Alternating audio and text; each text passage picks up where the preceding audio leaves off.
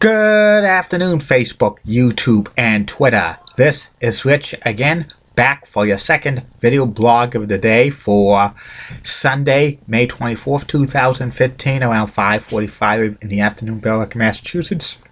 A nice and sunny day, warming up in the 70s. Some news to report. Juan Pablo Montoya won the Indianapolis 500. Sad news to report in the world of entertainment. Actress, comedian Ann Miller passed away at the age of 85 and was married to Jerry Stiller for so many years. They were a great comedy team.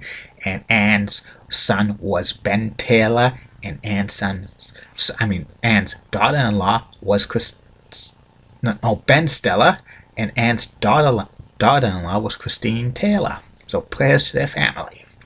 And the Boston Red Sox beat the Los Angeles Angels of Anaheim to take the rubber match of the series by a score of 6-1. This is the first series the Red Sox won in a while, so they better start winning some games. And that's about it on the news. My next subject is about the New Orleans Jazz, which was in the NBA from 1974 to 1979 before they moved to Utah.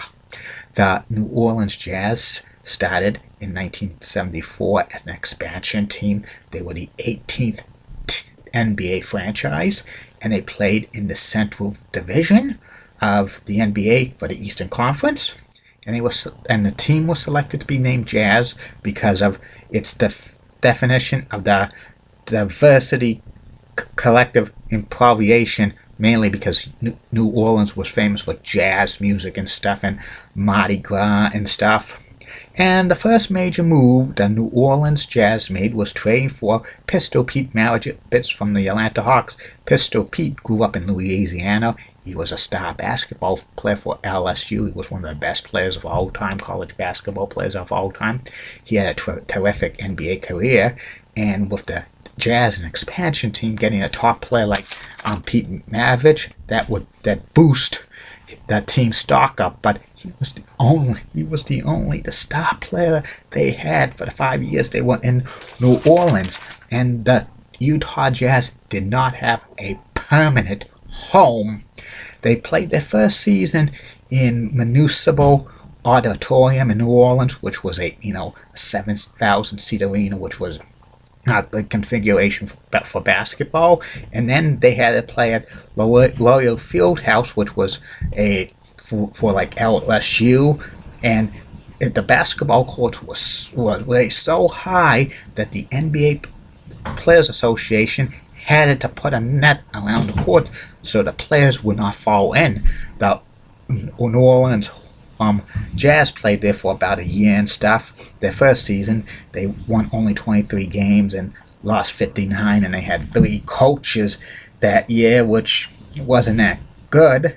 Scotty Robinson, Elgin Baylor, and Bill Van Bekenkoloff were their coaches and stuff. And even though Pete Maravich was having an awesome season, he couldn't carry the team on his back and stuff.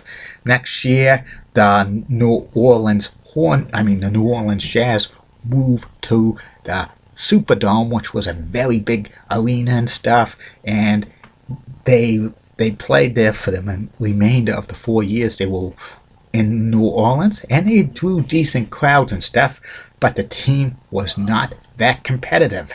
They had the second season, 1975-76, 38-44 record. Then 1976-77 was 35-47. 1977-78, 39-43. And the last year they were in New Orleans, 26-56. And Pete Maravich was playing awesome for them, but he had no support around him. He didn't get any good players. 1977, the Jazz traded for Gail Goodrich from the LA Lakers for a draft pick, which was going to be in 1979, but that pick for the Lakers they got turned out to be Magic Johnson and stuff like that. But Gail Goodrich was, kind of a little bit washed up and stuff like that. So if they didn't trade for him, the Jazz could have had a chance to get Magic Johnson. And also they had the rights to Moses Malone, another player. but they traded away and stuff like that. And, you know, and like Pete Maravich eventually got serious injuries, and that made the New Orleans Jazz not that competitive when he got injured and stuff like that. Even though that team drew well in New Orleans, the New Orleans Jazz, they were losing a lot of money and stuff. First, they did not have a permanent home and stuff like that. The Superdome was going to be a temporary home until they got their own state-of-the-art arena in New Orleans, but the city of New Orleans and the state of Louisiana were not going to give the Jazz a new arena at all and stuff. Plus, they were losing $5 million for the 5 years they were playing in New Orleans, the Jazz and stuff, and the ownership claimed it was due to the 11% amusement tax for a basketball ticket in the state of Louisiana, which was at the time the highest in the nation. It's unbelievable. And the team ownership says they had lack of corporate sponsorship.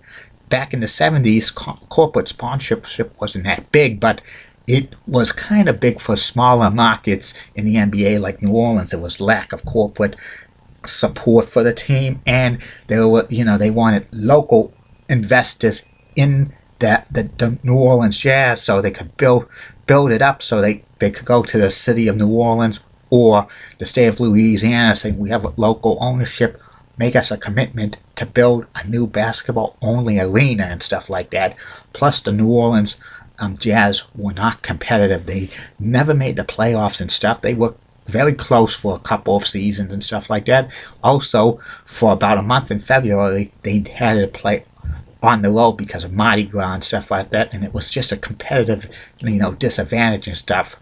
And one year, the New Orleans Jazz were on the verge of making the playoffs, but the Superdome could not promise them any dates for the playoffs and stuff like that. So it was awful. And then the ownership was looking for cities for the New Orleans Jazz to move because by 1979 they weren't financially solvent in New Orleans due to all these things and stuff.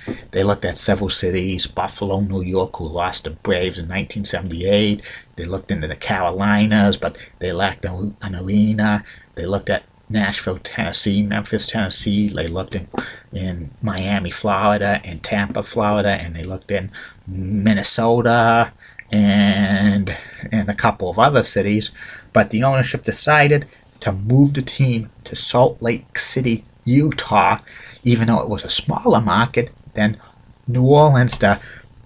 Utah had a very successful ABA franchise for several years from like 1970 to 1975 that was so successful and stuff. It was the Utah Stars, but they folded due to like the league losing a lot of money and stuff. And in 1979, the New Orleans Jazz moved to Utah and to be renamed the Utah Jazz, and they had some struggles their first few years, but in 1984, for the next 20 seasons, the Utah Jazz was very competitive, making the playoffs every single year and stuff because they had John Stockton, Karl Malone, Mark Eden, Jeff Hornacek, and a few others. Plus, they had one of the best coaches of all time, Jerry Sloan, and stuff like that.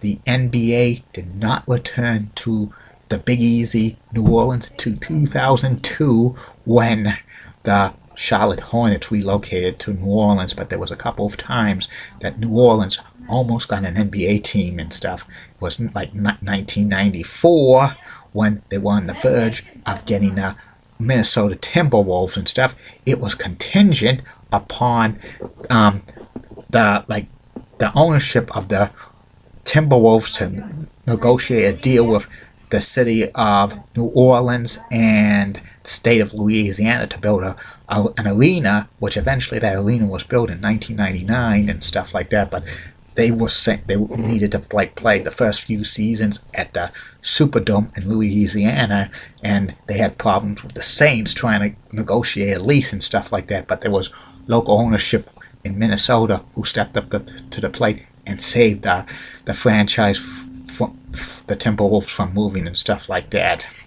And And that's about it on the New Orleans Jazz. And maybe in the near future we'll talk about some NBA teams and their original locations, because this is a video blog and I'll talk about anything and anything. We'll be back later on today for the third and final video blog, and we'll talk about the history of Fox Sports Ohio, which started as Sports Channel in Ohio in 1989. Have a good day, Facebook, YouTube, and Twitter. Bye.